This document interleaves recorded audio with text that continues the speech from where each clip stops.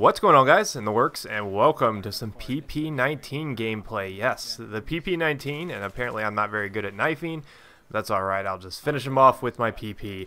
And if you want to get accused of hacking, start doing well with the PP-19, because people will ultimately decide that there's no possible way that you're doing well with a weapon that is highly regarded as one of the worst in the game. And they will resort to saying that you're hacking, but that's exactly what happens in this game. I actually joined a conquest domination game with a couple of my buddies, and this is actually a low population server. It doesn't have a lot of people in it, and that's a good thing, because when you want to stay sane in conquest domination or close quarters in general, you want to play in the lower population servers just because they're more fun. You still get a lot of action, but that action is more spread out. It's not so much that they're constantly spawning on you.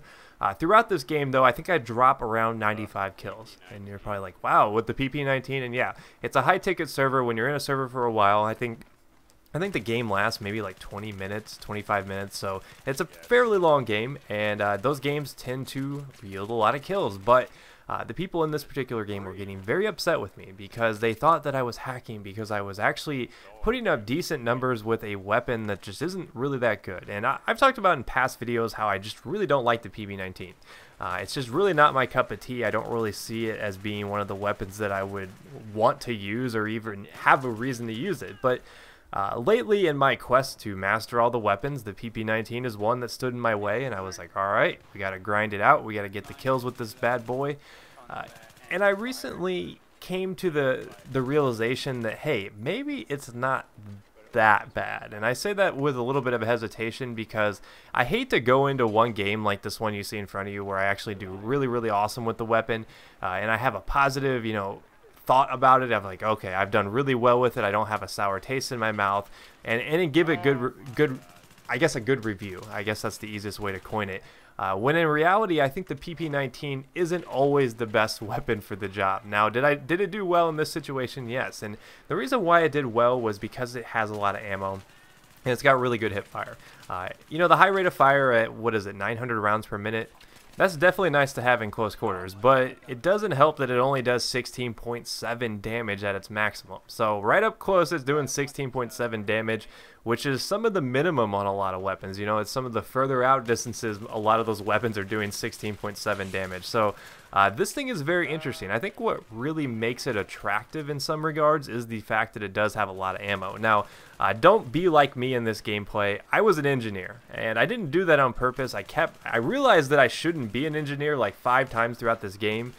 But me being the stubborn person I am, I just keep spawning in instantly because that's how close quarters usually goes for me. I just sitting there spamming the space bar as soon as I die because I want to get back in the action. I mean, who wants to sit there and watch a spawn screen? So I keep forgetting to switch to either recon or support. I eventually do later on in the video, but I find that either playing recon, maybe assault, but I'm not really a big assault player. But recon or support tends to be the best idea when using the PP-19. Typically support because you can resupply yourself, but like I was saying, the high ammo counts are really what makes this weapon attractive, and I don't really aim it a lot.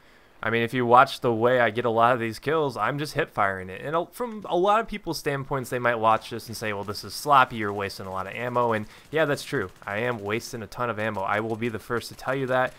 This was not one of my best games in terms of aim. I think using the PP-19 and just trying to get hip fire kills maybe made me a little bit lazy, but it's effective, and I think that's really what's important. I don't really care about accuracy. I know a lot of people try to say, well, accurate players are good players, and you're 100% correct when you say that. However, I don't think it's really that big of a deal to waste ammunition. I mean, if you look at my accuracy on Battlefield 3, you would probably gasp, because I think it's like 17% or something really low like that. And that can be attributed to the fact that I do a lot of ammo dumping. I mean, with LMGs, with these high ammo capacity PDWs, I don't really care. I just want to get lead out there. I just want to kill the person who's engaging me. If there's multiple targets, I tend to pop fire the hip fire. And what I mean by that is I let off the trigger, like you saw me do right there, get back on target. That way I'm not just spraying my lead hose all over the place to the point where I run out of ammo. Because even though you've got 55 rounds, you still got to remember, you're shooting at 900 rounds per minute. So those 55 rounds aren't going to last that long.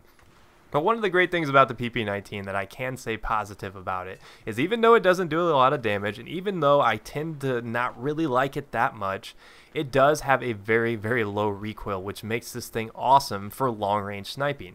Now, is it going to take a lot of kills? Yeah, probably. But if you're popping people in the head, you can take them down fairly quickly. So, after my experiences with this weapon, I waited a couple days to finish off, do some more games with the PP-19. That way, I wasn't, fresh off my high of my 95 kill game on close quarters. And I kind of sat back and thought about it. PP-19 isn't that bad. Maybe I was a little bit overzealous when I said it's the worst weapon in the game. I still think there's a lot of weapons I'd rather have in a lot of situations in the PP-19, and I'm still having a hard time trying to think of a situation where the PP-19 really excels. But it is an okay weapon. You can get good, look at that stupid knife glitch going on right there. You can get good kills with the PP-19. You can do well with it. I just think I'd rather have like a P90 or an MP7. That's just personal preference. I know a lot of you guys out there were kind of shocked that I said I didn't like the PP-19. And man, I'm just on a knife streak right here. That's pretty uncharacteristic for me. But I do get taken down there and it ends my reign of terror. But PP-19 isn't that bad.